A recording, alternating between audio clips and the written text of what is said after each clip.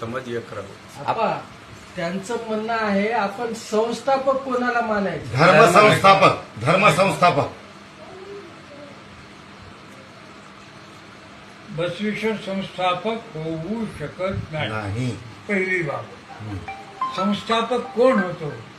ज्याने धर्माची स्वतंत्र रचना केली. जैनला आम्ही संस्थापक म्हणतो, संस्थापक जैन धर्माचा, कारण त्याने वेदाचा एकही शब्द घेतला नाही, कोणत्या पुराणातला एक शब्द घेतला नाही, वेदातला शब्द घेतला नाही.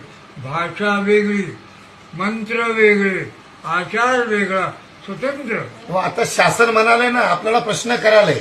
जेव्हा आपण धर्माची मागणी घेऊन गेलो तेव्हा शासन म्हणाले की तुम्ही सांगा मग तुमचे धर्मसंस्थापक कोण? आम्ही सांगतो ना, आमचे धर्मसंस्थापक भगवतपाद रेणुकाचार्य, त्यांनी कुणाचंच काही घेतलं नाही. हे लिंगायत धर्मवाल्यांची म्हणणं आहे की महात्मा बसवेश्वर आमचे धर्मसंस्थापक.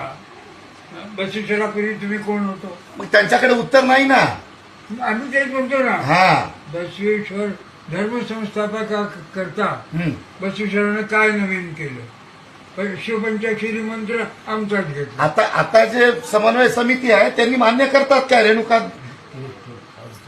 समन्वय समितीनं बसवेश्वरला संस्थापक मानलेलं नाही. मी आहोत त्याच्यात.